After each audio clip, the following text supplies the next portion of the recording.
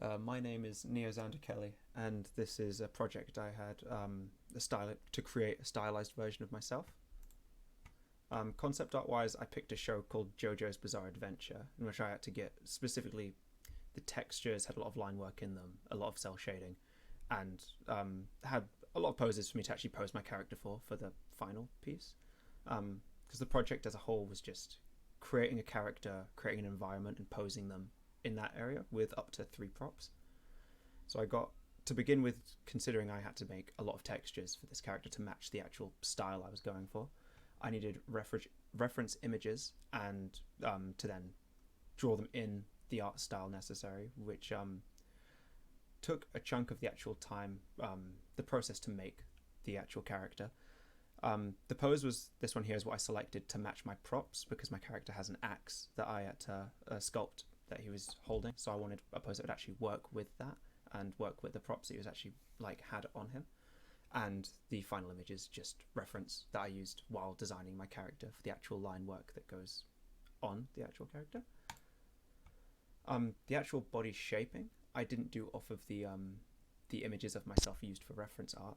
I was given a template for trying out how to make a base human body, and I kind of filled the spaces with circles and put it from Maya into ZBrush and smoothed it out, so I could have a base build that was quick and simple to make. The topology was way too high for it to be properly runnable, really. If I made clothes over the actual character, it would be too dense, too difficult to make. So I went through ZBrush and loaded the topology, and then found out through texturing the textures are too low poly on the textures are too low quality on something that is so low poly, which then led to the image at the top with the really dense topology in the face.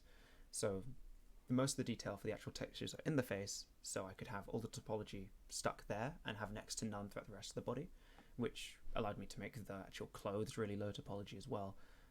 However, the textures on the jacket, considering they're the most visible, also had to be a little bit more dense, just so they could be seen properly.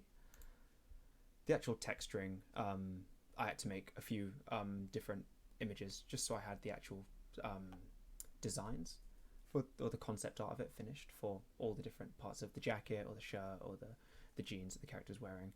And the art style tends to be the further away from the face, the further lower down on the body it gets, the less detail is kind of shown.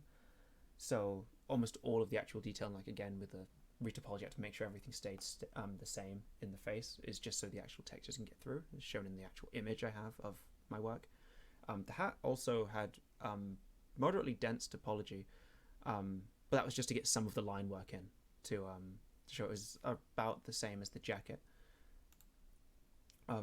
The rigging and controls was pretty difficult for me. I struggle using tutorials for help in learning outside of lectures, so I had to go through it multiple times to learn to make controls for a rig. Also learned a different way of making a skeleton, which I did differently. The technique my lecturer used is a lot better than what I had done, and if I had gone back to the start of the project, I definitely would have done that. My lecturer had an extra 2 joints that went on the sides of the chest of the actual character, which made movement of the upper half of the body a lot easier to do. But considering the pose I was going for, it was a lot easier to rig and weight paint the upper half and position the arms properly, and I did not need to move the chest much. The legs were actually too big, considering the original character was fairly thin that I based the pose off of. The character I'd made, stylized version of myself, the legs were too big for me to actually have them kind of overlap each other as they were. So I stuck with the just the pose at the arms and looking down a bit with the head.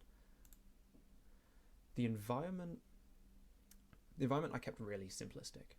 I wanted basically just a HDRI that was colourful, so I could mess with the lighting and make it look a little more saturated, to add a little more life into the actual image, instead of it just being still, just plain white light.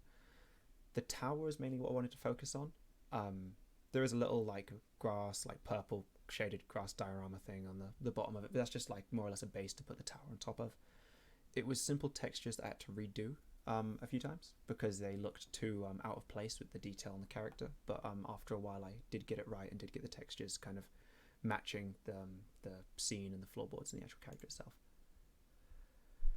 I did make about, I would say, 3 mistakes throughout this whole project, like moderately like important things, which the rigging, yes, could have been a lot more simple. I do intend on animating this character, which I will then have to re-rig outside of the project in my own time. But the actual weight painting, the way it was done, the shoulders were done very sharp. I guess I could describe it like that. There was line work over the left shoulder, which you can see on the image there, where it's just a line going over and it looks more natural than the right, because a part of the right shoulder of the texture of the jacket goes over the trap, and when that bends to move his arm, it would actually stretch the textures and stretch the arm and look not great and not really usable for the actual animation. The other issue I had is I did not know how to rig properly with clothes, and the topology was fairly dense, so I actually got rid of the topology underneath. Everything that wasn't visible I got rid of.